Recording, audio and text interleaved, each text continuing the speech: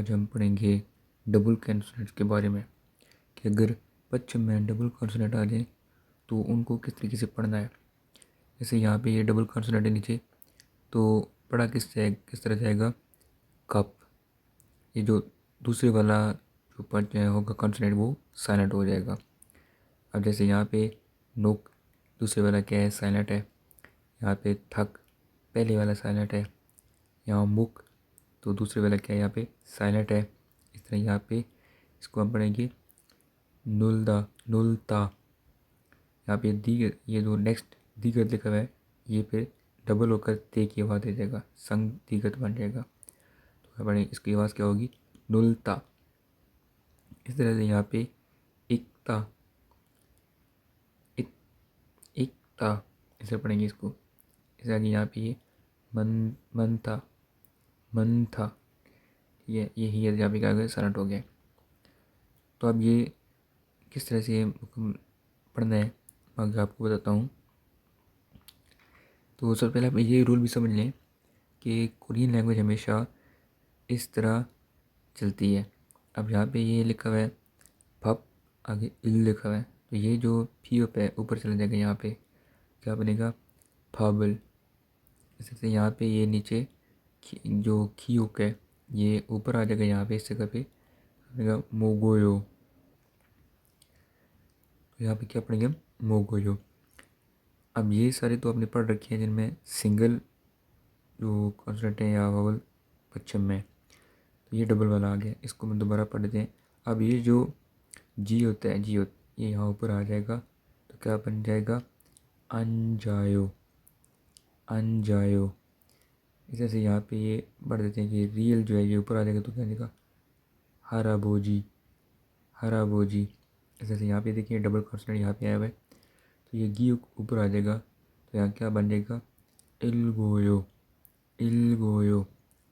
अच्छा, अब आपको ये कन्फ्यूजन होगी कि डबल कॉन्सोनेंट है यहाँ पे नीचे, इसमें मैंने जो है पहले वाले की आवाज़ बोली है, दूसरे वाला साइलेंट की है, लेकिन यहाँ पे मैंने दूसरे वाला बोला है और पहले वाला क्या है ये मैंने साइलेंट कर दिया है। तो इसको हम किस तरीके से याद रखेंगे कि कब हमने पहला साइलेंट करना है और कब हमने दूसरा साइलेंट करना है। तो उसका एक रूल है, ये इसको आपने याद रखना है।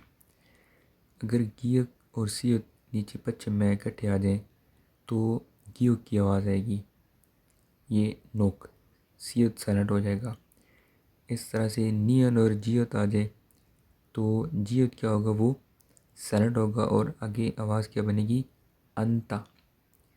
ये फर्स्ट से सिक्स तक जितने भी हैं ना ये ले, पी ओप के साथ रियल के साथ बी ओप आ जाए, रियल के साथ सी ओत आ जाए, रियल के साथ अगर थीकत आ जाए, पी ओप के साथ सी ओत आ जाए, तो ये सब जब भी आ जाए ना तो इनमें आपने फर्स्ट की आवाज़ निकालनी, मैंने चाहिए अंडरलाइन भी किया हुआ है, फर्स्ट की आवाज़ आएगी। जैसे यहाँ पे गियोक है तो नुक, यहाँ पे नियन है तो अंता, यहाँ पे रियल है तो क्या आएगा, योदुल, लाम की आवाज़ आ जाएगी।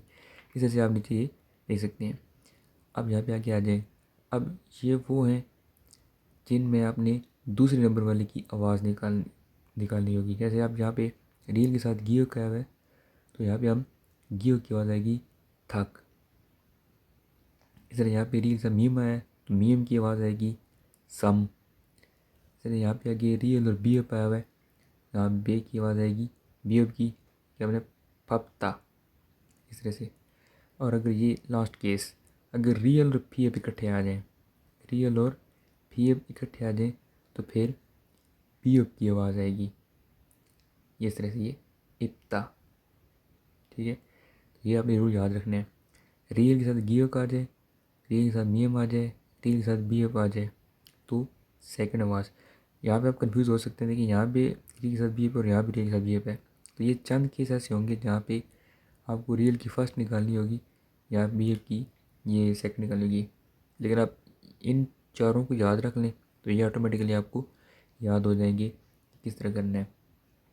रियल के साथ ये चार आ जाए तो आपने दूसरे वाले की आवाज़ निकालनी, और ये लास्ट जो ये तीन जब आ जाए तो लास्ट वाला जो है इसमें आपने बी एफ की आवाज़ निकालनी होगी।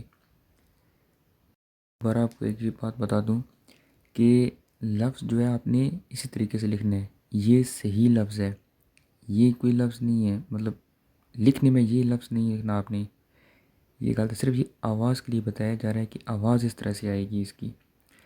असल लफ्ज़ ये वाला है। ऐसा ना हो कि आप इसको छोड़ के इस तरीके से लिखना शुरू कर दें। ये नहीं लिखना, ये सिर्फ आवाज़ है कि कब आवाज़ आएगी। लिखना आपने इस तरीके से है, ये सही वर्ड है। इस तरीके से यहाँ पे ये वर्ड ठीक है, ये सिर्फ आवाज़ के लिए बताया जा रहा है कि आवाज़ आएगी जो वो नुक इस तरह से आवाज़ आएगी, सी चल चलेगा। तो ये लफ्ज़ जो है लिखा हुआ है ना ब्रैकेट के बाहर ये वाला, ये ठीक है।